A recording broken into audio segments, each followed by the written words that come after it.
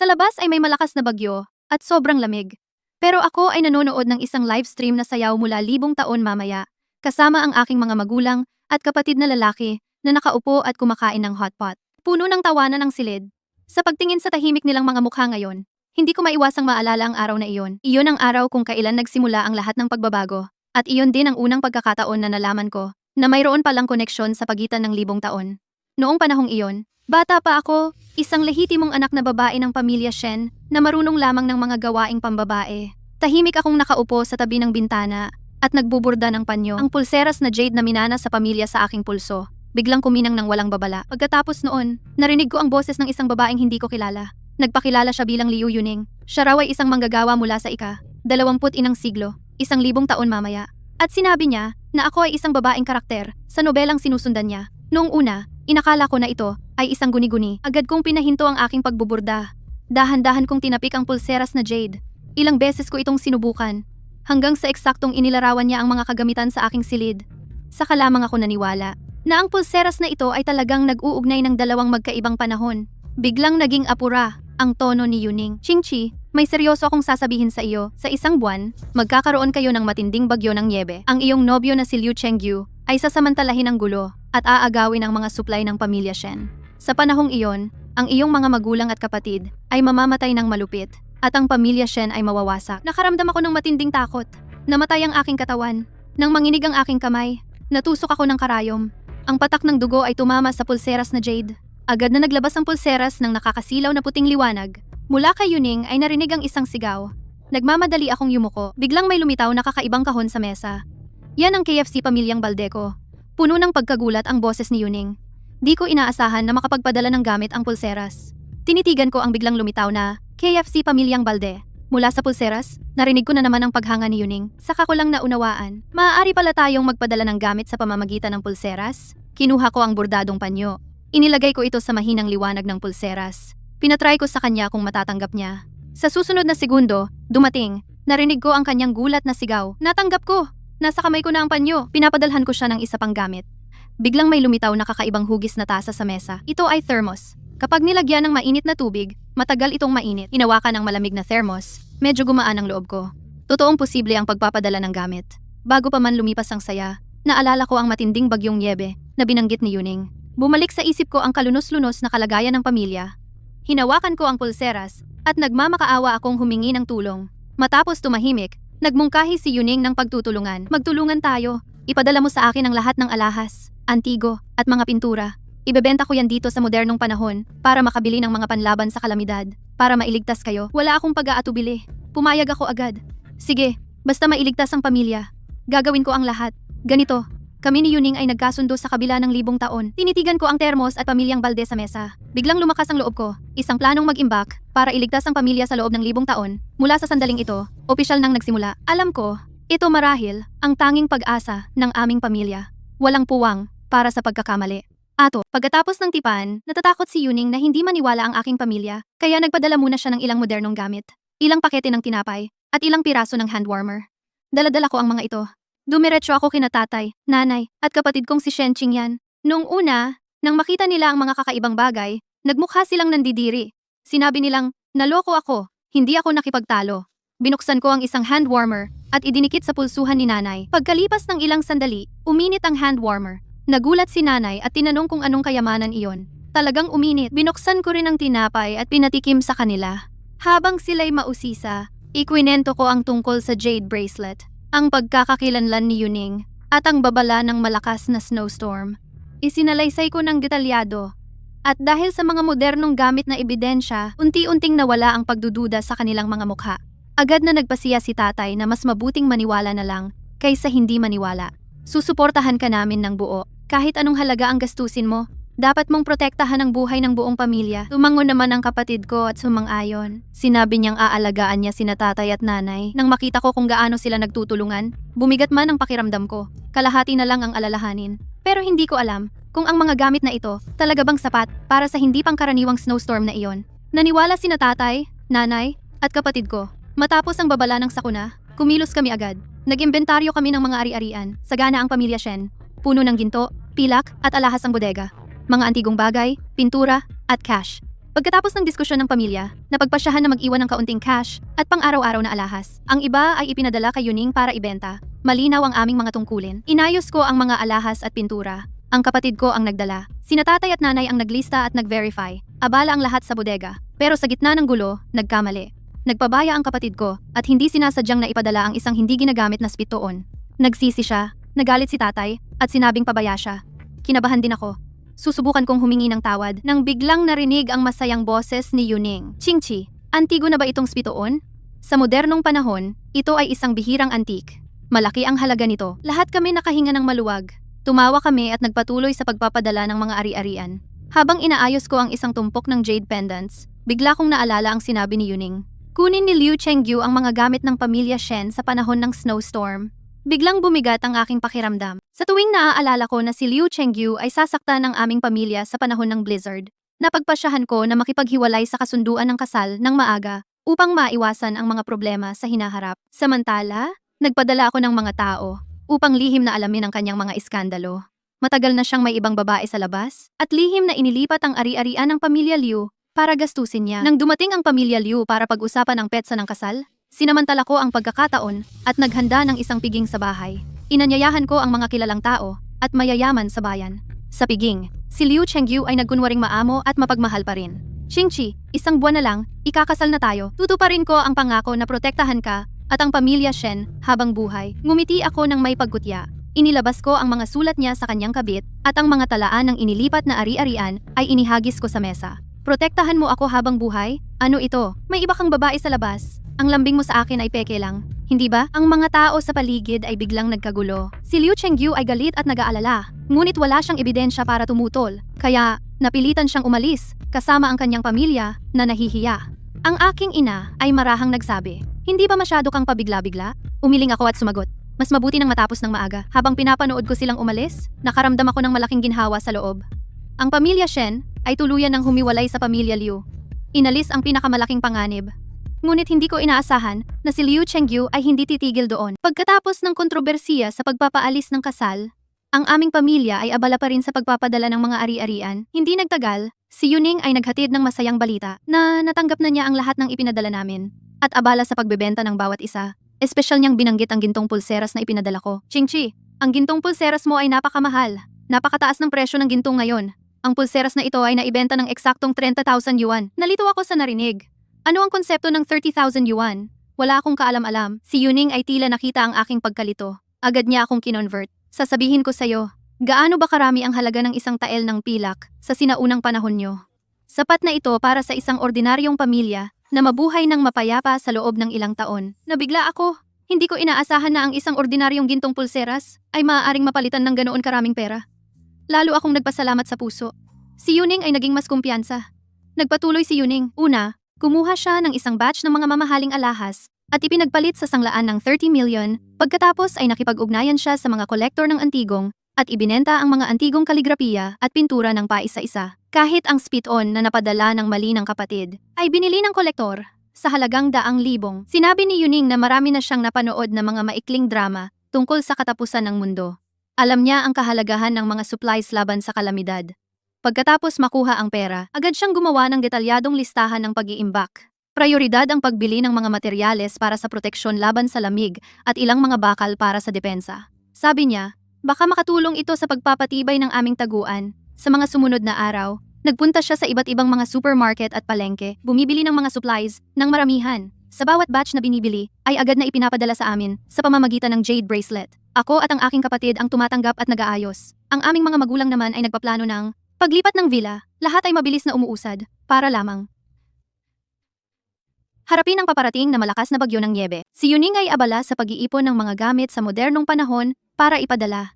Hindi rin naman tumigil ang pamilya namin. Habang nag-iipon ng pangunahing pagkain at panggatong sa loob ng lungsod, naghahanda na rin kaming lumipat sa villa ng Shen sa labas ng bayan. Mataas ang lugar ng villa. Madaling depensahan, mahirap salakayin, malayo sa lungsod, magandang lugar para makaiwas sa panganib. Matapos magkasundo si Itay, isama namin ang mga tapat na alila at katulong. Dalahin ang mga nakolekta naming gamit at pumunta sa villa ng pangkat-pangkat. Ang mga depensang gamit tulad ng bakal na rehas at caltrops na ipinadala ni Yuning ay dinala rin doon. Pagdating namin sa villa, agad na nag-utos si Itay ng mga paghahanda para sa depensa. Xingyan, Magdala ka ng ilang alila. Ilagay ang bakal na rehas sa paligid ng pintuan at pader ng villa. Ipako ang mga bakal na tinik sa pader. Maghukay ng ilang bitag sa loob ng pader para may sumubok na umakyat. Sumunod ang kapatid ko at nagsimulang magtrabaho kasama ang mga alila. Walang tigil ang ingay ng martilyo. Isang araw, nagpadala ulit ng gamit si Yuning. Nagsama-sama ang pamilya. Kinuha ni inay ang manipis na damit. At nagtaka, Chingchi, ano ito? Mukhang manipis lang. Makakapag-init kaya ito? Napangiti si Yuning at ipinaliwanag na ito ay down jacket. Isara ang zipper. Higpitan ang manggas. Mas mainit pa sa balahibo ng Soro. Isinuot ni inay ang down jacket at namangha, ang gaan pero mainit. Mas mainit at mas magaan pa sa balahibo ng Soro. Kinuha ng kapatid ko ang hand warmer at idinikit sa katawan. At pagkaraan ng ilang sandali, napabulalas. Nakakamangha. Dikit lang. Mainit na agad. Mas maginhawa kaysa sa portable stove. Binuksan ko ang isang instant food pack. Iniluto at inihandog kina itay at inay. Subukan ninyo. Hindi na kailangan magsipag sa pagsisiga. Mainit na agad ang kakainin. Sa mga sumunod na araw, tuwing magpapadala si Yuning ng bagong gamit, inayos namin ang lahat. Nang makita ko ang mga gamit na espesyal niyang ipinadala, mabilis akong nagpasalamat sa pamamagitan ng jade bracelet. Tumawa si Yuning, wala yon. Kapag maayos na ang depensa, makakapanatag kayo sa pagdaan ng sakuna. Malinaw ang pagkakahati ng gawain ng pamilya. Si itay at kapatid ko ang nagtayo ng depensa. Ako at si inay ang nag-ayos. Nang makita kong unti-unting tumitibay ang villa, lalo akong naging panatag sa puso. 2 araw na lang bago ang bagyo. Matataas at matibay ang mga bakal na rehas sa gate. Puno ng matatalim na tinik ang palibot ng pader. Nahukay na at nakatago ang mga bitag sa loob. Pinatibay at pinainit din ang mga pinto at bintana. Naglibot si itay sa kabahayan. Mabigat ang boses niyang sabi. Sa ganitong paraan, mapipigilan si Liu Chengyu na mangulit at mapoprotektahan din tayo sa mga magulo sa panahon ng bagyo. Mas ligtas na. Pinunasan ni kuya ang pawis sa kanyang mukha. Tumawa at sinabi, Tay, huwag po kayong mag-alala. Kahit may dumating, hindi sila makakakuha ng maganda. Inayos ko at ni inay ang mga gamit. Puno ng pagkain, damit at gamot ang bodega. Naghatid pa si Yuning ng makakapal na kumot. Sabi niya, kayang labanan ang sobrang lamig. Medyo nakahinga na ang pamilya. Nagpahinga sa loob ng bahay.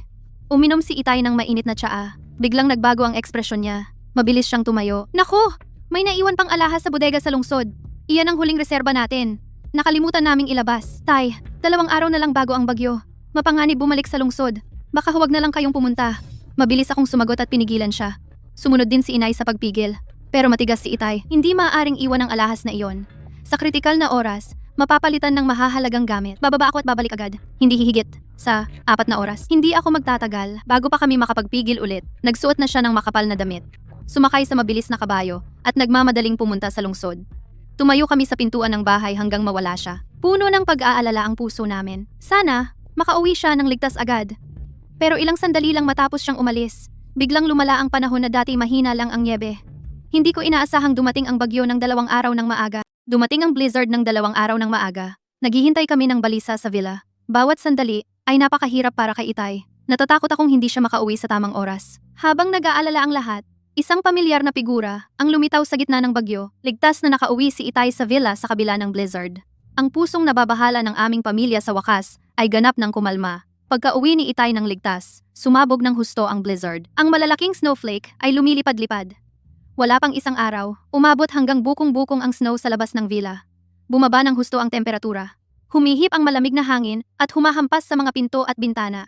Parang babalik ta rin ang villa. Mabuti at naghanda kami ng maaga. Pinatibay namin ang mga pinto at bintana para sa init. At puno ng lahat ng supply. Inilabas ko ang mga down jacket na ipinadala ni Yuning, snow boots at hand warmers. Ibinahagi ko sa pamilya at mga katulong. Isuot ninyo lahat, huwag kayong lalamigin. Nakangiting, inayos ni nanay, ang kwelyo ng down jacket ng mga katulong. Ang ganda talaga ng damit na ito. Mainit-init sa katawan. Bigla kong naalala ang aso naming si Brownie. Hinanap ko ang maliit na down jacket na espesyal na ginawa para sa kanya ni Yuning at snow boots. Isinuot ko sa kanya, Ate, tingnan mo, ang cute ni Brownie na nakadamit. Natatawang turo ng kapatid ko si Brownie. Ikinakawag ni Brownie ang buntot. Tumatalon-talon, napatawa niya lahat. Napawi ang bigat ng blizzard. Nagsindi kami ng pinong uling sa loob, mainit-init. Umikot kaming lahat, nagluto ng vegetarian na mainit na sabaw na ipinadala ni Yuning. Umaambon ang singaw, kasama ang pamilya, may mga supply.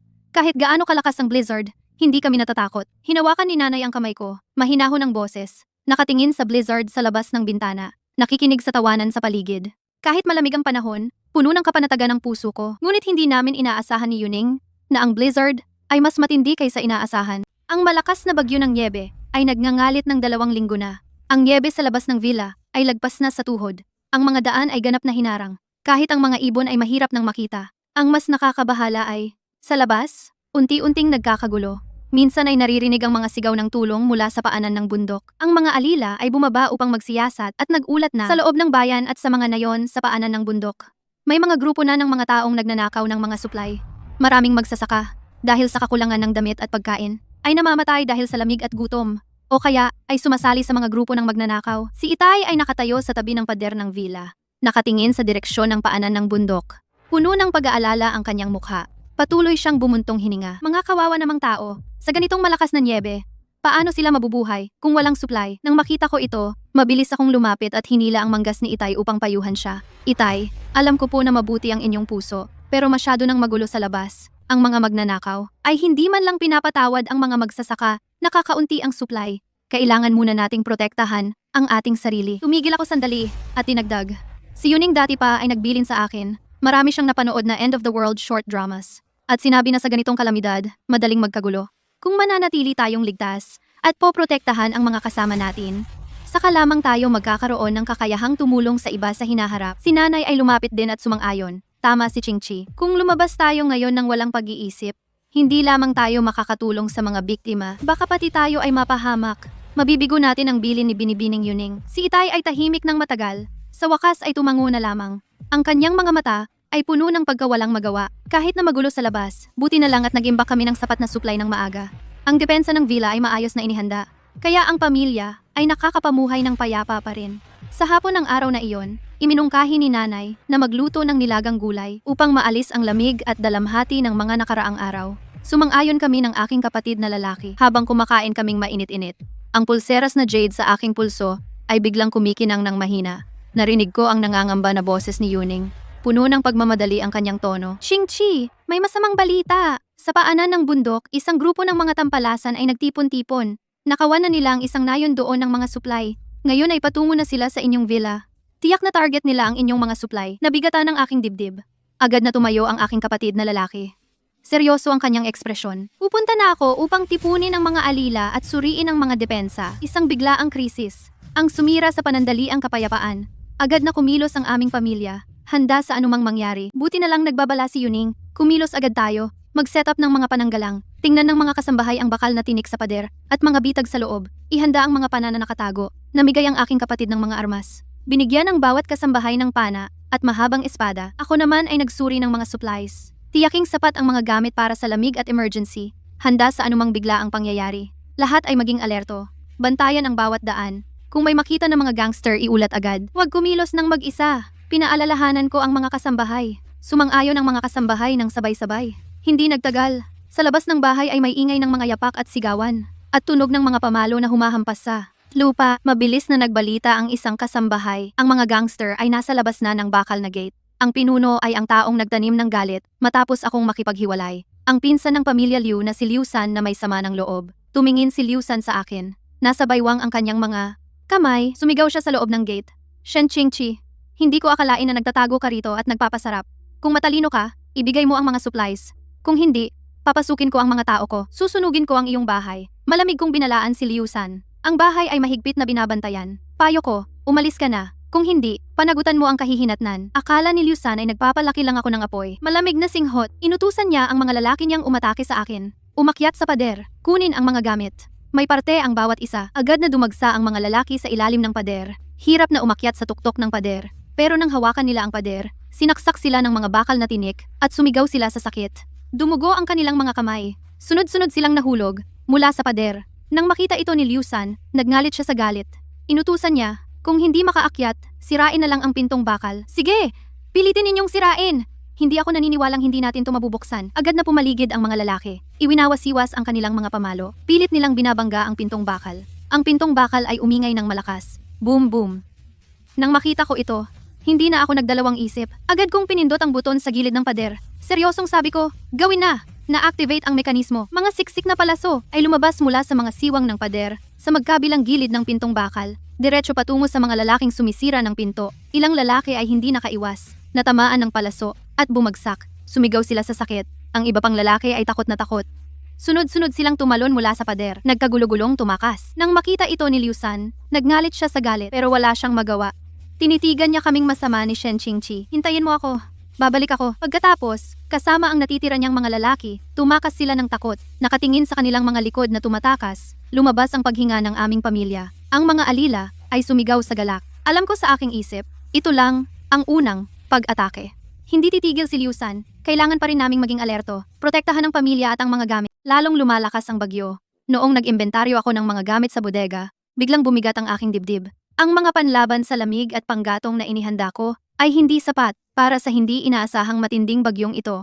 Agad kong hinawakan ang pulseras na jade at nagmamadaling nakipag-ugnayan kay Yuning. Yuning, mas malakas pala ang bagyo kaysa inaasahan. Mauubos na ang mga down jacket at uling natin. Pwede mo ba kaming bilhan ng karagdagan?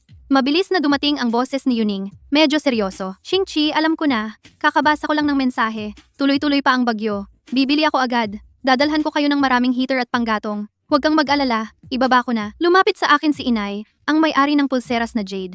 Tahimik niya akong inalo. Mapagkakatiwalaan si Yuning. Mabilis niyang dadalhin ang mga iyon. Tipirin na lang natin ang gamit. Sa mga sumunod na oras, naghintay kaming pamilya ng balisa.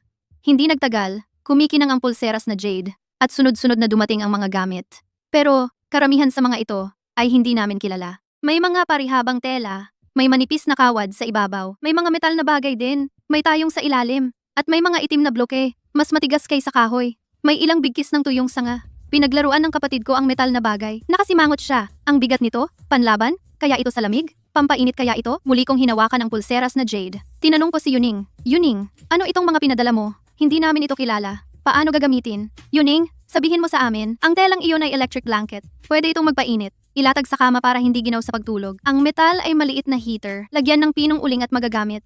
Ang itim na bloke ay karbon.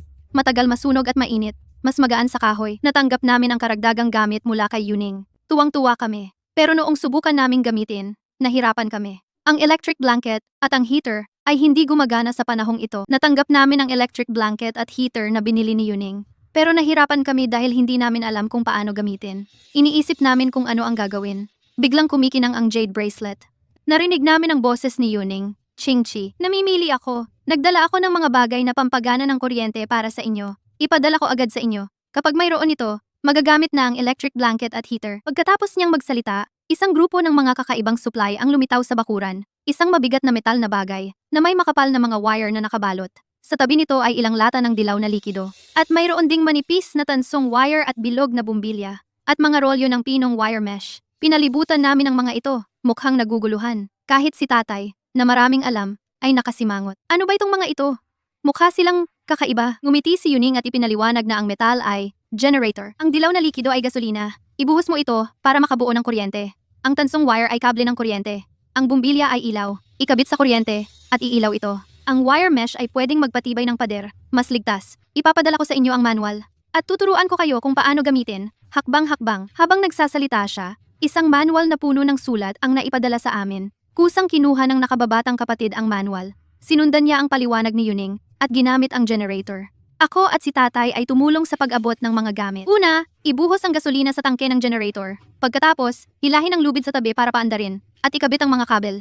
Iskrew ang bumbilya at iilaw ito. Ang boses ni Yuning ay matiyaga at detalyado. Paulit-ulit niyang pinaalalahanan na ilayo ang gasolina sa apoy. Huwag basain ang mga kable. Matapos ang kalahating oras na pagsisikap. Sa wakas, napagana ng nakababatang kapatid ang generator. Sa tunog na ugong, biglang lumiwanag ang ilaw sa dulo ng kable.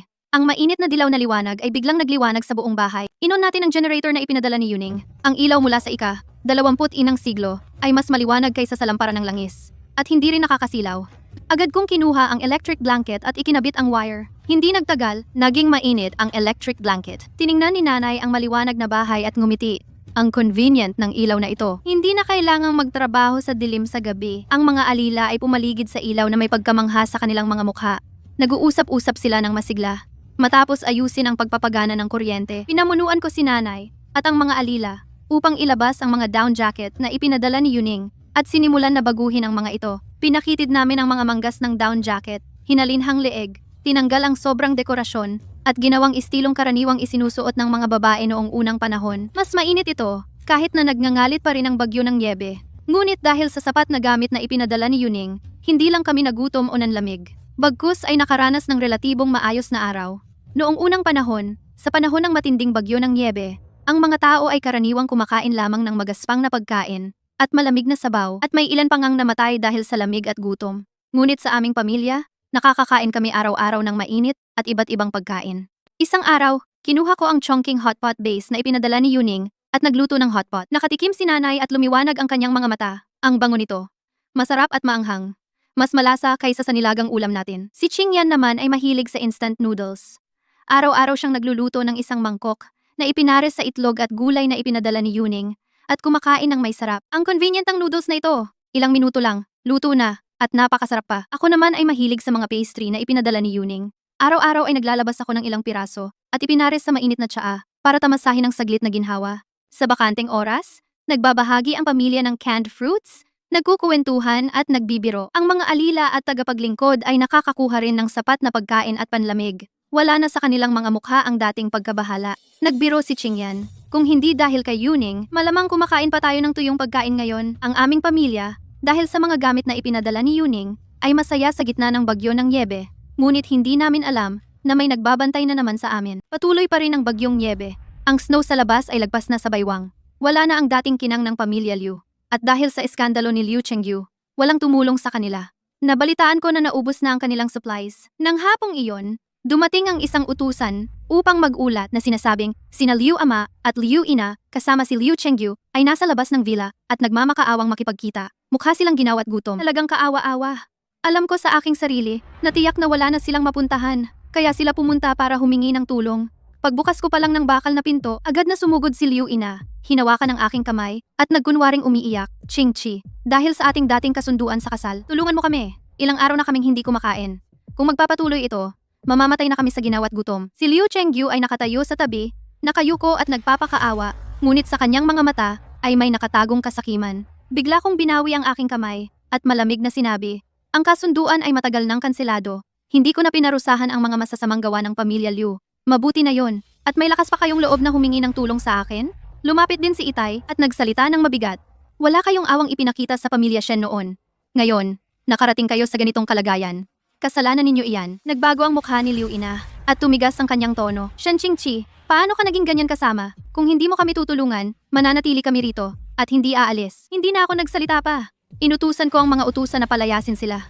Simula ngayon, bawal ang pamilya Liu lumapit sa villa kahit isang hakbang. Agad na lumapit ang mga utusan at sa pilitang hinila ang tatlo palayo. Lumingon si Liu Chengyu at tinitigan ako ng masama habang patuloy na nagmumura. Ngunit wala akong pakialam. Ang pamilya Shen at pamilya Liu ay matagal nang hiwalay ang ugnayan. Matapos palayasin ang tatlo mula sa villa, alam kong hindi titigil si Liu Chengyu. Siya ay makitid ang pag-iisip. Tiyak na magtatanim siya ng galit. Baka sa lalong madaling panahon ay magdadala siya ng mga tao para maghiganti. Sa pag-iisip nito, agad kong hinawakan ang jade bracelet sa aking pulso at kinontak si Yuning. Seryoso ang tono ko ng ilarawan ng sitwasyon. Yuning, dumating ang pamilya ni Liu Chengyu sa villa kanina at nagulo. Pinalayas namin sila. Nag-aalala ako na maghiganti siya.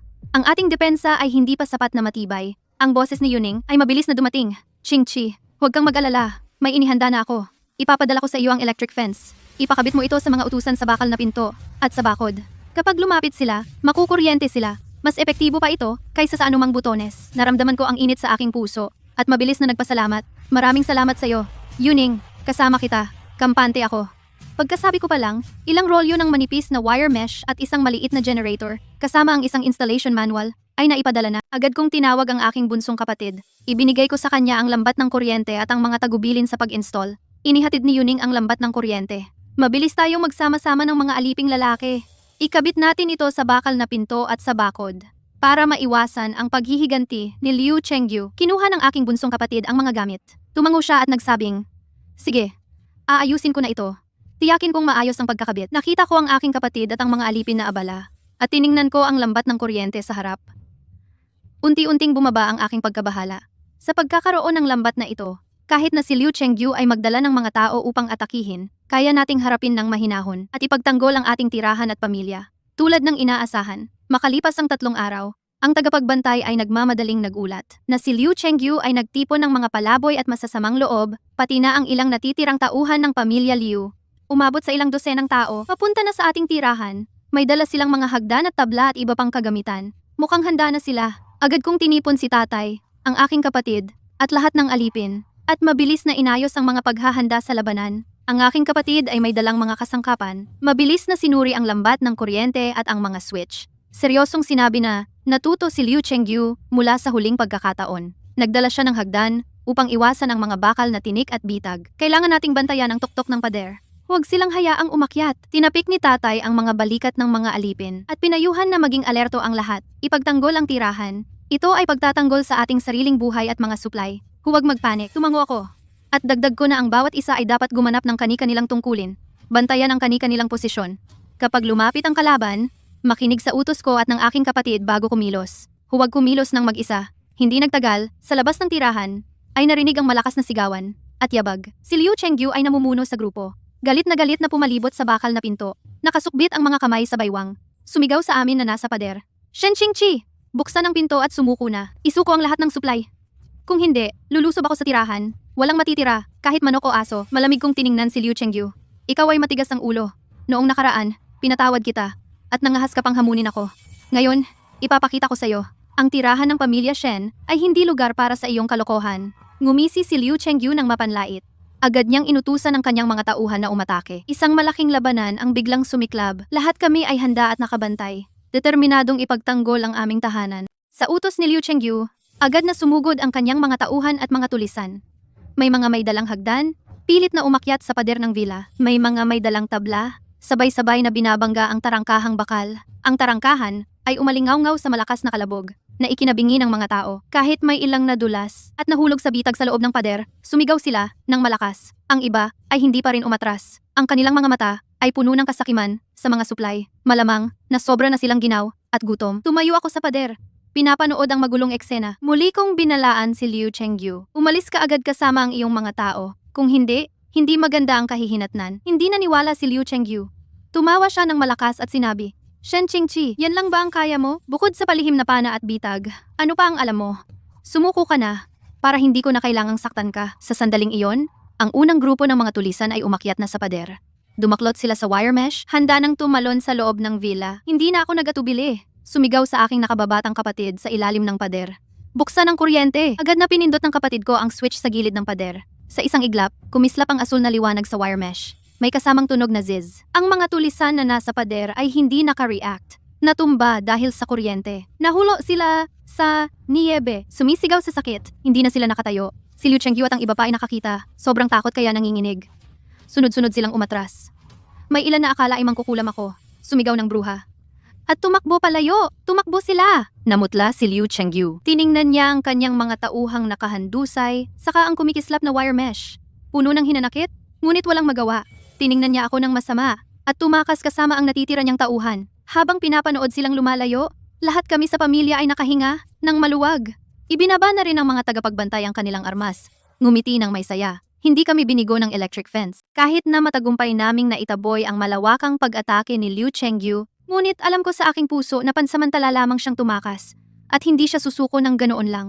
Kapag nakabawi siya, baka magdala pa siya ng mas maraming tao at mas sapat na mga kasangkapan upang muling maghiganti. Upang matiyak ang kaligtasan ng mansyon at pamilya, agad kong tinipon si tatay, ang aking kapatid, at mga alipin upang pag-usapan ang pagpapabuti ng depensa. Tumingin ako sa lahat at sinabi ng mahinahon na hindi titigil si Liu Chengyu. Kailangan nating samantalahin ang agwat na ito upang mabilis na mapabuti ang mga hakbang sa depensa at gawin itong walang pagkukulang upang harapin ang susunod niyang pag-atake. Tumango si tatay at sumang-ayon, tama si Qingqi.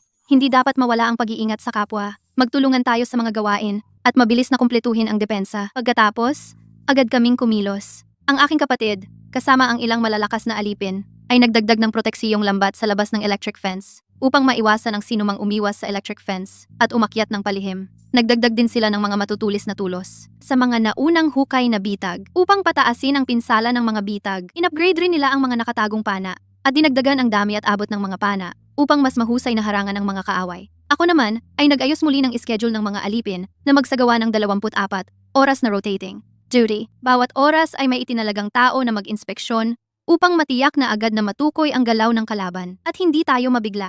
Matapos ang lahat ng ito, hinawakan ko ang pulseras na jade sa aking pulso at nakipag-ugnayan kay Yuning. Sinabi ko sa kanya ang tungkol sa muling pag-atake ni Liu Chengyu. Ang boses ni Yuning ay may halong pag-aalala. Qingqi, kailangan ninyong maging maingat. Huwag magpabaya. Nagmamadali akong bumili ng mas maraming armas at kagamitang panprotekta. Ipapadala ko sa inyo agad upang palakasin ang inyong depensa. Salamat, Yuning. Mas panatag ang aming loob dahil sa iyo. Mahina akong nagpasalamat. Puso'y puno ng pasasalamat. Hindi nagtagal, ipinadala ni Yuning ang mga gamit. Sa pagkakita ng mga sapat na armas at kagamitang panprotekta, lalong tumaas ang aming kumpiyansa. 2 buwan nang tumatagal ang bagyong yelo. Ang sariwang prutas, gulay at karne na ipinadala ni Yuning mula sa modernong panahon, dahan-dahang bumababa. Kahit sapat pa ang mga gulay sa bodega, bigas at harina, sapat para sa aming pamilya at sa mga katulong, tatagal ng mahabang panahon. Ngunit sa mahabang panahong walang sariwang sangkap, lahat ay may hinanakit. Inisip ko rin na kung maaari akong magtanim ng mga gulay, mag-alaga ng manok at itik, upang maging sapat sa sarili, hindi lang makakain ng sariwang sangkap, makakatipid din sa mga gamit na ipinadala ni Yuning. 2 pakinabang sa isang gawa. Matapos kong sabihin ito kay Yuning, tumawa siya at sumagot. Magandang ideya ito. Marami akong napanood na tutorial sa pagtatanim at pag-aalaga. Tuturuan ko kayo magtanim ng mga gulay na matibay sa lamig. Mag-alaga ng mga sisiw at itik. Madaling mabuhay. Ako at si nanay ay lubos na interesado. Napangiti si nanay at sinabing, napakabuti. Sa ganitong paraan, sa susunod ay makakakain na kami ng sariwang gulay at itlog. Mapapabuti rin ang pagkain ng lahat. Maibsan ang pagkabagot sa matagal na pagkain ng gulay. Kung gagawin, gawin na. Gumamit kami ng isang bakanteng lote na masisilungan sa loob ng villa at gumawa ng maliit na hardin. Sa gabay ni Yuning, kami ni nanay at ng mga katulong ay nagbungkal, nagtanim, nagdilig, at nag-abono. Nagtatanim kami ng mga gulay na matibay sa lamig tulad ng pechay, repolyo, at labanos. Ang mga gulay na ito ay madaling mabuhay at kayang umangkop sa mababang temperatura ng bagyong yelo. Ang kapatid kong lalaki naman ang nagtayo ng simpleng kulungan ng manok gamit ang kahoy at dayami. Nagtayo ng mainit at masisilungan na silungan upang maiwasang makatakas at magkasakit sa lamig ang mga manok at itik, at ayon sa paraang ipinadala ni Yuning, gumawa kami ng pagkain gamit ang butil at ligaw na gulay, tinitiyak na lumaking malusog ang mga manok at itik. Sa mga sumunod na araw, kami ni nanay at ng mga katulong, araw-araw ay maingat naming inaalagaan ang hardin at ang mga manok at itik. Dinidiligan at nililinis ang mga gulay, pinapakain ang mga manok at itik, nililinis ang kulungan. Ilang araw pa lang, sumibol na ang maliliit na berdeng usbong sa hardin. Itinuro ko ang usbong at masayang sinabi kay nanay, tingnan mo, sumibol na ang buto. Sa ilang sandali pa, makakakain na tayo ng sariwa gulay. Lumapit si nanay, punong-puno ng ngiti ang mukha at panay ang tango. Sumibol nga, napakabuti. Hindi na sayang ang ating paghihirap. Sa pagtingin sa unti-unting lumalaking gulay at manok, napuno ng pag-asa ang aming puso. Kahit patuloy pa ang bagyong yelo, makakapamuhay kami ng maayos sa aming sariling pagsisikap. Ilang araw ng matinding bagyo, naipit kami sa villa. Kahit tahimik ang buhay, walang alala sa pagkain at damit. Matatag din ang depensa, pero masyadong monotonous ang araw-araw. Matagal nang nasa iisang lugar, di makalabas. Ang pamilya at mga katulong, hindi maiwasang makaramdam ng lungkot at pagkainip. Minsan, nakaupo kami sa bakuran. Pinapanood ang niebe, wala silang ngiti sa mukha, ang kapaligiran ay naging mabigat. Nakikita ko ito, kaya nag-isip ako ng paraan para mawala ang inip, para makapag-relax ang lahat. Inawakan ko ang jade bracelet at kinontak si Yuning mahina kong sinabi, Yuning, naipit kami sa villa. Masyadong monotonous ang mga araw. Nababagot ang lahat. Pwede ka bang magpadala ng mga bagay na makakapag-alis ng inip? Nag-isip sandali si Yuning ngumiti at nagsabing, meron na. Padadalhan kita ng tablet. Nag-download na ako ng maraming modernong palabas, short videos at variety shows, at pati na ring magagandang musika. Kapag wala kayong ginagawa, manood kayo ng videos, makinig ng musika, mawawala ang inip ninyo. Pagkasabi niya, isang manipis na parihabang bagay ang naipadala. Sinabi ni Yuning na ito ang tablet, at tinuruan ako paano ito gamitin. Paano magbukas ng video at magpalit ng programa. Pagkatapos kong matuto, tinawag ko agad ang pamilya, at tinuruan sila kung paano gamitin ang tablet. Si nanay, at ako ay mahilig manood ng modernong short videos, at group streams. Nakikita namin ang sweeping leg dance ng mga lalaki sa video. Nabihag ang aming atensyon. Minsan, ginagaya rin namin ito. Nagpapatawa sa lahat. Si tatay at ang kapatid kong lalaki ay mas gustong manood ng modernong serye, lalo na ang historical at action. Tuwing nanonood sila, sobrang naaaliw at madalas nilang pinag-uusapan ang istorya. Ang mga katulong ay sa kanilang libreng oras, nagsasama-sama para manood ng video, nakikinig ng musika. Unti-unting may ngiti sa mukha. Ang dating mabigat na kapaligiran ay unti-unting naging masaya at maingay. Ang pagkainip at lungkot ay nawala ng kaunti. Bukod sa pagtatanim at pag-aalaga ng hayop, mayroon ding mga libangan para maibsan ang pagkabagot. Si Yuning ay gumamit ng kanyang karanasan para matulungan kaming mapabuti ang kakayahan sa pagharap sa krisis. Sa araw na iyon, sa pamamagitan ng jade bracelet, siya ay kusang nakipag-ugnayan sa akin. Sabi niya ituturo sa amin ang ilang praktikal na kasanayan upang sa susunod ay mas mahusay kaming makaharap sa mga sitwasyon. Una, tinuruan kami ni Yuning at ni Inay ng makabagong first aid. Tahimik niyang sinabi, Napakalamig kapag may snowstorm, madaling mapapaso sa lamig at maaari ring aksidenteng masaktan. Ituturo ko sa inyo kung paano gamutin ang frostbite at sugat, kung paano harapin ang biglaang sakit. Bibigyan ko rin kayo ng detalyadong manual ng first aid. Maaari kayong matuto ayon sa manual isaulo ninyo. Napakadetalye ng kanyang paliwanag mula sa pagkilala ng antas ng frostbite hanggang sa paglalagay ng ointment at pag-apply ng warm compress. Lahat ay kanyang ipinaliwanag ng malinaw. Kami ni Inay ay nakinig ng mabuti at isinulat ang mga importanteng puntos. Pagkatapos tinuruan niya ang nakababata kong kapatid kung paano gumamit ng modernong mga kagamitan at mga teknik sa pag-iimbak ng supplies. Sinabi niya sa kapatid ko kung paano tamang gamitin ang modernong kasangkapan, kung paano mas mapapabuti ang mga kasangkapan, at kung paano maayos na mag-imbak ng mga supplies, bawasan ang pag-aaksaya, pahabain ang shelf life ng mga supplies. Susunod, tinuruan niya si tatay kung paano maayos na magtalaga ng manpower. I-optimize ang dibisyon ng trabaho upang bawat isa ay magampanan ang kanilang papel, mapataas ang kahusayan sa paggawa, iwasan ang pagkagulo at pagkataranta. Ang buong pamilya namin ay seryosong natuto at agad na inilapat ang natutunan. Ginamit ng kapatid ko ang natutunang teknik sa pag-iimbak para muling ayusin ang lahat ng supplies sa villa. Inuri-uri ang mga ito at gumawa ng hakbang para maiwasan ang basa at lamig na pahaba ang shelf life ng supplies. Pagkalipas ng ilang araw, may isang katulong na aksidenteng napaso sa lamig ang kamay. Ginamit ni Inay ang first aid na itinuro ni Yuning at matagumpay na nagamot ang frostbite ng katulong. Mabilis na nakabawi ang katulong. Inoptimize rin ni tatay ang dibisyon ng trabaho ng mga alila at katulong upang mas maayos at episyente ang trabaho ng lahat. Hindi namin namalayan ng aming pamilya ay ang kakayahan sa pagharap sa krisis ay lubos na napabuti. Ngunit kasabay nito, ang panganib ay tahimik na dumarating. Matapos takutin ng kuryente si Liu Chengyu, hindi siya lumayo. Sa halip, nagtago siya sa lumang templo sa paanan ng bundok, naghihingalo. Pinagmasdan niya ang dumaraming mga refugee sa ibaba. Dahil sa gutom at lamig, sila ay namamatay na walang mapupuntahan. Unti-unti, isang masamang plano ang nabuo sa kanyang isip. Alam niyang ang mga refugee ay walang pag-asa. Ang pinakagusto nila ay ang mga supply at pag-asa. Sa kaunting pang-uudyok, susunod sila sa kanyang utos. Kaya gumala-gala si Liu Chengyu at nagpakalat ng mga chismis sa mga refugee. Sabi niya sa lahat na ako ay isang masamang babae. Ang pulseras na jade sa aking pulso ay isang masamang bagay. Ang matagal na bagyo ng Niebe na ito ay dinala ko upang sakta ng mga tao at mag-isa lamang ang lahat ng mga supply upang lahat ay mamatay sa gutom at lamig. Iniligaw din niya ang mga refugee na kung sasalakayin ang bilya ng pamilya Shen. Papatayin ako, ang masamang babae, at sisirain ang pulseras na jade.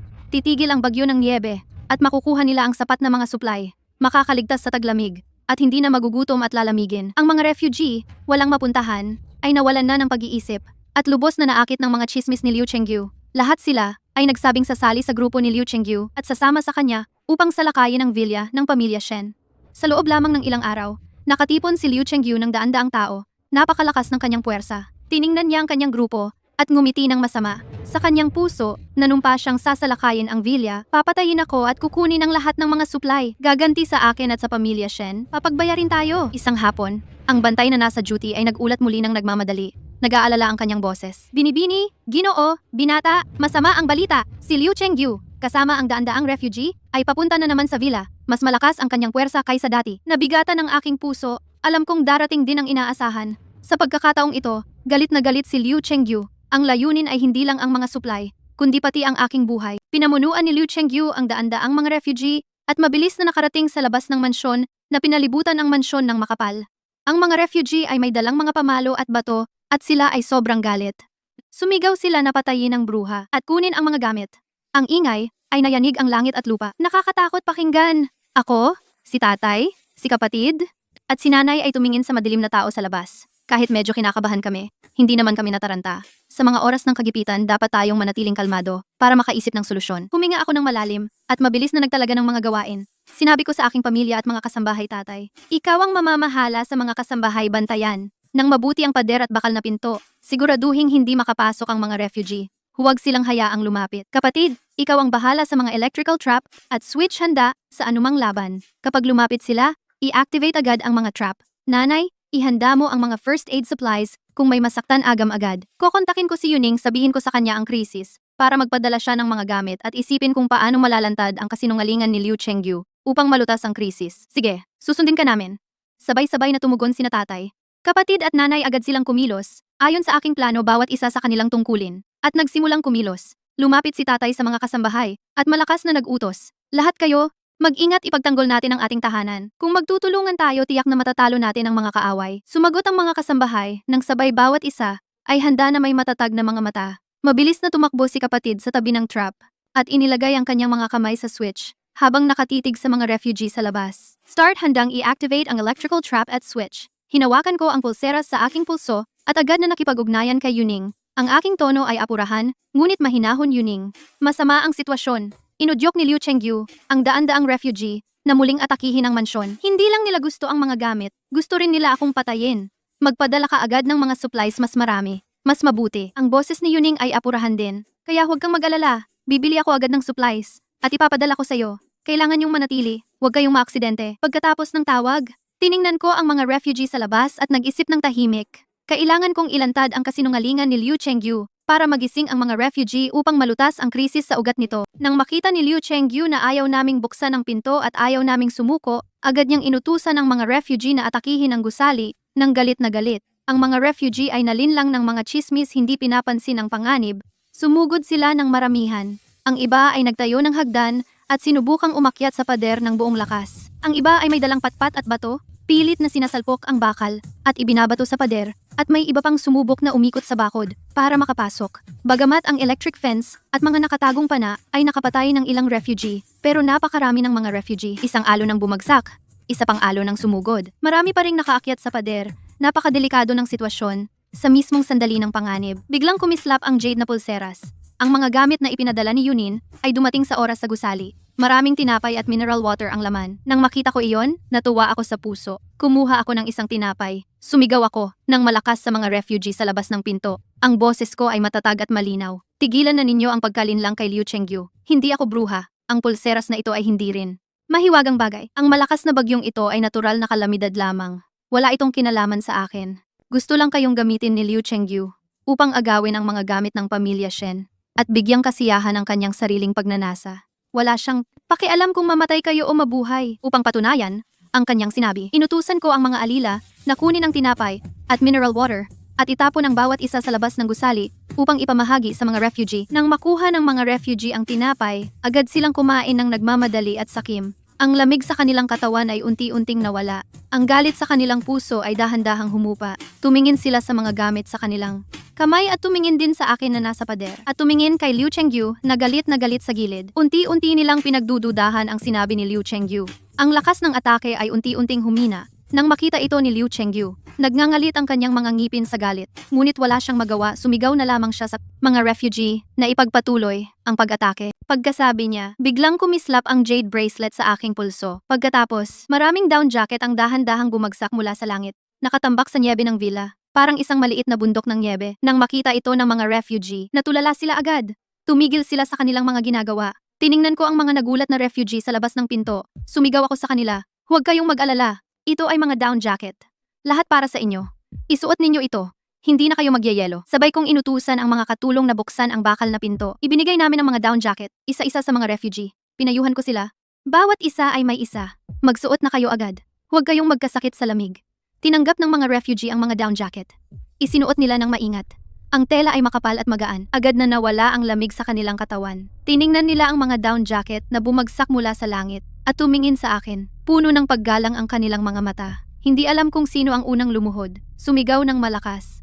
Nagpakita ang Diyosa. Salamat Diyosa sa pagligtas sa amin. Sumunod, ang iba pang mga refugee ay lumuhod din. Sabay-sabay silang sumigaw. Salamat, Diyosa. Maawain ang Diyosa. Tiningnan ko ang eksenang ito. Naantig ang aking puso. Marahan kong sinabi. Bumangon na kayo. Hindi ako Diyosa. Gusto ko lang iligtas kayong lahat. Si Liu Chengyu ang nandaya sa inyo. Sa oras na ito, isang refugee na may frostbite sa mukha ay tumayo. Itinuro si Liu Chengyu nanginginig sa galit. Ikaw ay isang manloloko. Ang Diyosa ay nagbigay sa amin ng init at buhay. Ngunit niloko mo kami para mamatay. Gusto mo lang kaming gamitin para kunin ang mga supplies. Wala kang pakialam kung mamatay kami. Pagkasabi niya nito, galit na galit ang mga refugee. Tumayo sila at pinalibutan si Liu Chengyu. Nang makita ito ni Liu Chengyu, takot na takot siya. Parang nawalan ng kaluluwa. Pumutla ang kanyang mukha. Lumingon siya at gustong tumakbo. Pero 2 hakbang pa lang, napalibutan na siya ng mga refugee. Suntok at sipa ang dumapo sa kanya. Ang mga natitirang tauhan ng pamilya Liu ay sinubukang hadlangan, ngunit pinatay din sila ng galit na mga refugee. Hindi nagtagal, si Liu Chengyu ay halos patay na sa kakapalo. Nahulog siya sa nyebe at namatay. Tiningnan ko ang unti-unting pagtahimik sa labas. Huminga ako ng malalim na may kaluwagan. Ang banta ng pamilya Liu, napahirapan sa amin araw-araw. Sa wakas ay tuluyan nang nawala. Matapos ang pagbagsak ni Liu Chengyu, ang mga refugee ay dumating sa labas ng bakal na gate ng mansyon. Lumuhod sila at humingi ng tawad sa amin. Puno ng pagsisisi at pasasalamat ang kanilang tono. Miss Shen, pasensya na. Kami ay nalinlang ni Liu Chengyu at mali ang aming pananaw sa iyo. Salamat sa iyong pagpapatawad, sa pagbibigay sa amin ng mga gamit at pagligtas sa aming buhay. Tiningnan ko ang mga refugee na walang mapupuntahan sa labas ng pinto. Karamihan ay matatanda, mahihina, may sakit, at may kapansanan. Marami ring kababaihan at bata. Nanginginig sa lamig ang kanilang katawan. Nadama ko ang awa sa aking puso. Lumingon ako at nakipag-usap sa aking mga magulang at kapatid. Ang mga taong ito ay nawalan ng tahanan at walang masisilungan. Tangkilikin natin sila at sama-samang harapin ang pagsubok. Agad na tumango ang aking ina at nagsabing, oo, lahat sila ay kawawa. Tutulong tayo hanggat kaya natin. Sumang-ayon din ang aking ama. Tama si Chingchi, mas maraming tao, mas magtutulungan. Ngunit kailangan nating magplano ng mga gawain at alagaan sila ng mabuti. Matapos ang pagpaplano, binuksan ko ang bakal na gate. Sinabi ko sa mga refugee, tumayo kayo, mula ngayon maninirahan kayo sa mansyon at sama-sama tayong magpapalamig. Pagkatapos, nagsimula kaming maging abala. Inayos ng aking ama ang mga tauhan upang linisin ang mga bakanteng bahay sa mansyon para sa mga refugee. Pinamunuan ng aking ina ang mga katulong sa paggamot ng frostbite at sugat ng mga refugee na mahagi ng mga gamit pampainit at pagkain. Ako at ang aking kapatid naman ang nagturo sa kanila kung paano gumawa ng simpleng silungan pampainit, kung paano mag-imbak ng pagkain, at kung paano harapin ang matinding bagyo ng niebe. Nakipag-ugnayan ako kay Yuning at sinabi sa kanya ang tungkol sa pagtanggap ng mga refugee. Siya ay lubos na sumusuporta, Chingchi. Tama ang ginawa mo. Bibili ako agad ng isang batch ng pagkain, mga gamot at gamit pampainit at ipapadala sa inyo upang matiyak na lahat ay makakaligtas sa taglamig. Hindi nagtagal ipinadala na ni Yuning ang mga gamit. Dahil sa mga gamit na ito, mas nagkaroon kami ng kumpiyansa na alagaan ang mga refugee at ang kabutihan ng aming pamilya ay nakakuha ng respeto at pasasalamat ng lahat ng refugee. Matapos tanggapin ang mga refugee, naging mas abala ang buhay ng pamilya namin. Araw-araw, abala kami sa pag-aalaga sa mga refugee, pag-aayos ng mga gamit, pag-aalaga ng hardin at manukan, ngunit naging mas makabuluhan din. Hindi namin namalayan. Ang blizzard ay tumagal na ng kalahating taon. Unti-unting nagliwanag ang panahon. Nagsimulang matunaw ang niebe sa labas ng villa. Muling sumikat ang araw sa lupa, sumasabog sa snow, na may mahinang liwanag. Puno ng pag-asa ang puso ng lahat. Isang umaga, gaya ng dati, dala ko ang 2 alalay para mag-inspeksyon sa labas ng villa. Tingnan ang kalagayan ng natutunaw na snow, at tingnan kung may anumang abnormal na paggalaw. Pagkalabas lang namin sa bakal na pinto, may nakita kaming nakahiga sa snow na isang sugatan, isang binata na halos mamatay sa lamig.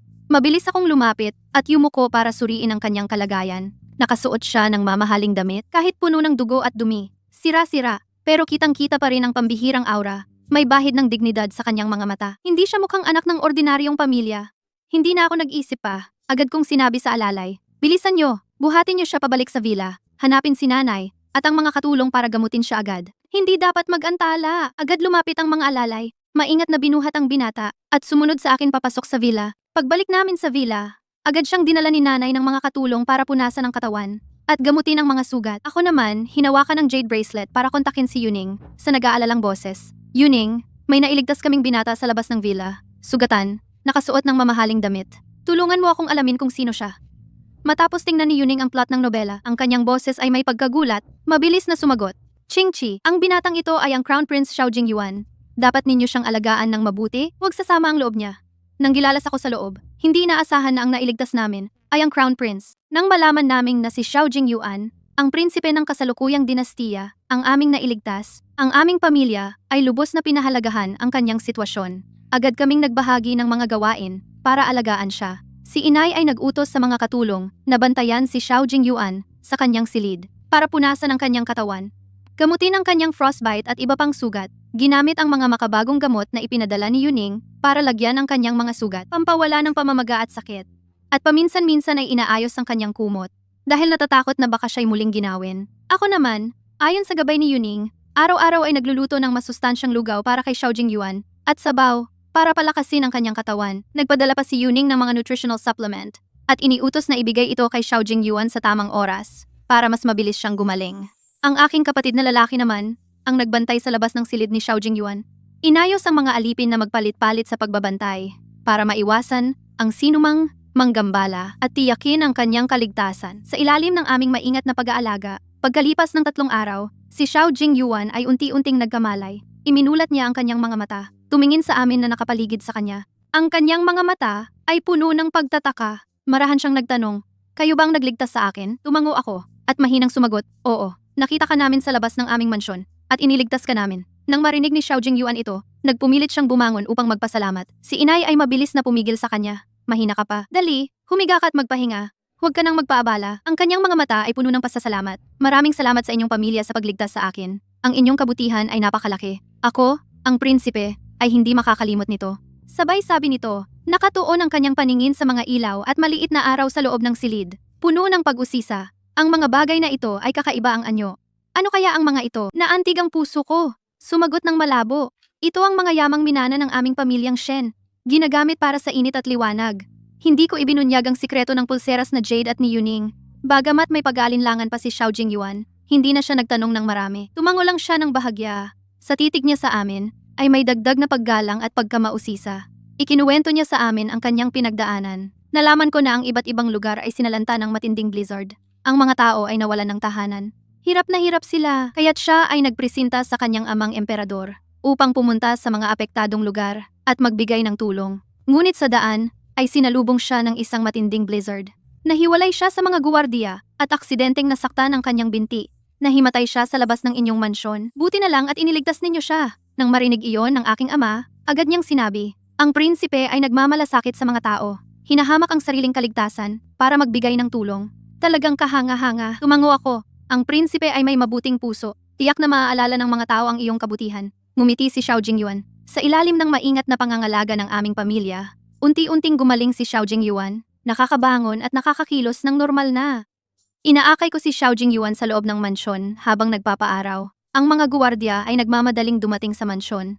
Magalang nilang hiniling kay Xiao Jingyuan na sumama sa kanila. Bago siya umalis, ay hinawakan ni Xiao Jingyuan ang aking kamay at taimtim na sinabi, "Qingqi, maraming salamat sa inyong pamilya sa pagligtas ng aking buhay. Kapag natapos na ang relief operations, hinihiling ko na bisitahin ninyo ang kabisera bilang panauhin.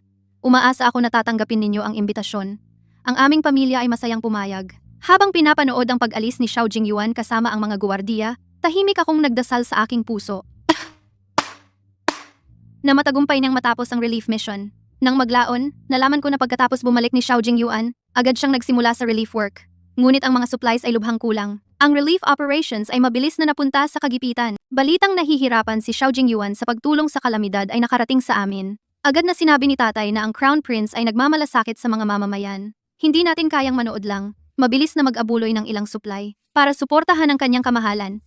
Ako, si nanay, at ang kapatid ay lubos na sumasang-ayon. Agad kong hinawakan ang jade bracelet at nakipag-ugnayan kay Yuning. Sinabi ko sa kanya ang hirap sa disaster area. "Yuning, kulang ang supply sa disaster area. Ang Crown Prince ay may hadlang sa pagtulong. Maaari ka bang tumulong na bumili ng mga relief supplies?" Nang malaman ito ni Yuning, lubos siyang sumuporta kay Qingqi. "Huwag kang mag-alala. Agad kong gagamitin ang natitirang pondo para bumili ng maraming supply at magpadala ng ilang malalaking truck para sa transportasyon." Naramdaman ko ang init sa puso. Mabilis akong nagpasalamat. "Salamat talaga, Yuning. Pero wala sa amin ang marunong gumamit ng sinabi mong truck. Ano ang gagawin natin?" Tumawa si Yuning at sinabing, "Huwag mag-alala. Padadalhan kita ng video tutorial mula lesson 1 hanggang 3 para matutunan ninyo at ng mga kasambahay. Madali lang matutunan." Kinabukasan, maraming bigas, gamot, at mga warm na gamit at ilang bagong malalaking truck at ang video tutorial ay ipinadala na. Agad kong inorganisa ang pamilya at mga kasambahay para mag-aral ng pagmamaneho. Ang bunso kong kapatid, ang pinakamabilis matuto, sa loob ng 2 araw. Na-master na niya ito at tinuruan pa niya ang ibang kasambahay. Pagkatapos ng ilang araw na pag-aaral, ilang kasambahay ay natutong magmaneho ng truck. Agad kaming kumilos at isa-isang ikinarga ang supply sa truck. Ang bunso kong kapatid ang nanguna sa pagmamaneho ng isa. Ang mga kasambahay naman ang nagmaneho ng iba. Ako, si tatay at si nanay ay sumakay sa isa para pumunta sa disaster area at suportahan ang relief work ni Xiao Jingyuan sa daan. Naglakbay kami araw at gabi at sa wakas ay nakarating sa disaster area. Nang pumasok ang mga truck sa disaster area, nakita ng mga tao ang mga truck na puno ng supply at sila ay masayang sumigaw. Pagdating sa disaster area, ang aming pamilya ay agad na sumuporta kay Xiao Jingyuan sa relief operations. Ginamit ko ang modernong relief experience na itinuro ni Yuning para tulungan si Xiao Jingyuan na i-optimize ang distribution ng supplies. "Prinsipe, Ayon sa bilang ng mga tao at sa proporsyon ng matatanda, mahihina, may sakit, at may kapansanan, ipinamahagi ang supplies. Tiyakin na ang bawat supply ay makarating sa mga nangangailangan. Nagliwanag ang mga mata ni Xiao Jingyuan. Agad niyang sinunod ang aking mungkahi. Qingqi, matalino ka talaga. Sa ganitong paraan, hindi na magkakaroon ng pag-aaksaya ng supplies. Ang aking kapatid naman ay nagmamaneho ng truck at naghahatid ng supplies sa iba't ibang disaster areas. Nalutas ang problema sa transportasyon ng supplies. Ang aking ama at ina naman ay nagbabantay sa relief center, pinapakalma ang mga tao, ginagamot ang kanilang frostbite at nagbibigay ng mainit na pagkain. Sa mga araw ng relief, mas marami kaming oras na magkasama ni Xiao Jingyuan. Sasamahan niya ako sa pagbibilang ng supplies at bibigyan ako ng mainit na tsaa kapag pagod ako. At malumanay na tatanungin kung pagod ako, sasamahan ko rin siya sa pag-i-inspeksyon sa disaster areas. Ipapaliwanag ang mga modernong relief methods at pakalmahin ang kanyang pagkabalisa. Nararamdaman ko sa mga mata ni Xiao Jingyuan na tumitingin sa akin, unti-unting dumadami ang lambing at pagpapahalaga. At ako ay labis na naantig sa kanyang responsibilidad, lambing, at pag-aalaga. Unti-unting sumilang ang damdamin sa aking puso. Isang araw, pansamantalang natapos ang relief work, hinawakan ni Xiao Jingyuan ang aking kamay at tumayo sa bakanteng lote ng disaster area at taimtim na nagsabi, "Qingqi, gusto kita. Handa akong sumama sa iyo habang buhay. Papakasalan mo ba ako?" Sa kanyang taus-pusong mga mata, uminit ang aking pisngi at mariing tumango at mahinang nagsabi, "Oo." Si Xiao Jingyuan ay tuwang-tuwa, mahigpit na niyakap ako. Sa sandaling iyon, nawala lahat ng pagod. Kami ay ganito. Sa ilalim ng mainit na araw ng disaster area, formal na, nagkasundo ang aming relasyon. Nagkaintindihan ang aming mga puso sa aming pamilya at si Xiao Jingyuan at sa pagtutulungan ng lahat ng relief workers. Ang kaayusan sa disaster area ay unti-unting bumalik sa normal. Ang snow ay ganap na natunaw, ang mga kalsada ay nalinis at walang harang. Ang mga taong nawalan ng tahanan ay sunod-sunod na bumalik. Kinuha ang mga kasangkapan at itinayong muli ang kanilang mga tahanan. Ang mga bodega ng bigas at botika ay unti-unting nagbalik ng supply. Ang buhay ng mga tao ay dahan-dahang bumalik sa normal. Ang aming pamilya, dahil sa aming kontribusyon sa relief, ay pinuri ng lahat ng mamamayan ng lungsod. Saan man kami pumunta, naririnig namin ang pasasalamat. Hindi nagtagal, dumating ang utos mula sa korte. Si Itay ay itinalaga bilang Imperial Censor. Si kapatid ay itinalaga bilang Colonel. Ako naman ay itinalaga bilang County Princess. Ang buong pamilya ay nakatanggap ng parangal mula sa korte. Si nanay ay tumingin sa utos. Ang kanyang mukha ay puno ng kagalakan. Napakabuti. Ang pagsisikap ng aming pamilya ay hindi nasayang. Tumango si Itay. Simula ngayon, kailangan nating maging mas masigasig at responsable. Huwag biguin ang inaasahan ng korte at ng mga tao. Ako at ang aking kapatid ay tumango rin. Ang malakas na bagyo ng snow ay ganap na natapos. Ang aming pamilya ay nagpaalam kay Xiao Jingyuan at bumalik sa Shenfu sa loob ng lungsod. Sa sandaling itulak namin ang pinto ng Shenfu, tumingin sa pamilyar na bakuran. Ang aking puso ay puno ng kagalakan. Kahit na dumaan kami sa isang nakakatakot na krisis, ngunit ang aming pamilya ay ligtas at walang nangyari. At nagkamit din kami ng karangalan at pagkakaibigan. Si Xiao Jingyuan naman ay bumalik sa kabisera para asikasuhin ang mga gawain sa korte. Ngunit hindi niya kami nakalimutan. Madalas siyang magpadala ng tao para bisitahin kami. At sumusulat din siya sa akin ng mga liham na nagkukwento ng kanyang pagmamahal at pananabik. Sasagutin ko rin siya ng liham. Sasabihin ang aming kalagayan. Ang bawat salita ay puno ng pag-aalala. Pagkatapos bumalik si Xiao Jingyuan sa kabisera, sa pamamagitan ng kanyang iginagalang na reputasyon sa pagtulong sa mga nasalanta, matagumpay niyang napatahimik ang rebelyon sa loob ng palasyo.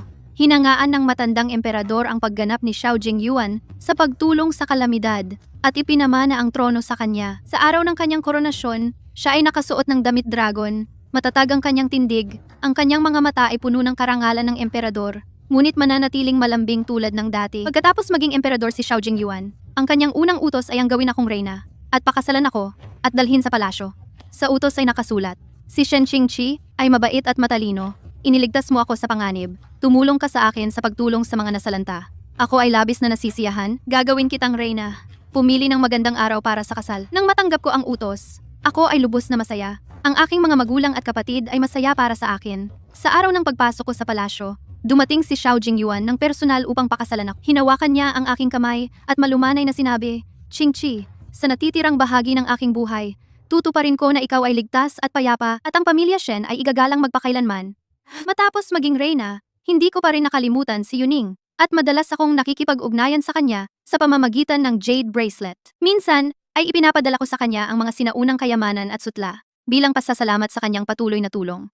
Si Yuning, gamit ang mga kayamanang ipinadala ko at sa kanyang sariling pagsisikap, ay nagtatag ng isang kumpanya ng kalakalan ng mga materyales at naging isang matagumpay na negosyante. Nakamit ang kalayaan sa pananalapi. Si Xiao Jingyuan ay espesyal na gumawa ng isang gintong karatula na may malaking merito at ipinadala ito sa akin upang ibigay kay Yuning sa pamamagitan ng jade bracelet bilang pasasalamat din sa kanya para sa kanyang tulong sa aming pamilya at sa mga tao sa lugar ng kalamidad. Ang aming pagkakaibigan ni Yuning na tumawid sa 1,000 taon ay maaaring magpatuloy magpakailanman. Si Xiao Jingyuan at ako ay nagmahalan sa bansa at nagkasama habang buhay. Bawat isa sa amin ay natagpuan ang aming sariling masayang buhay.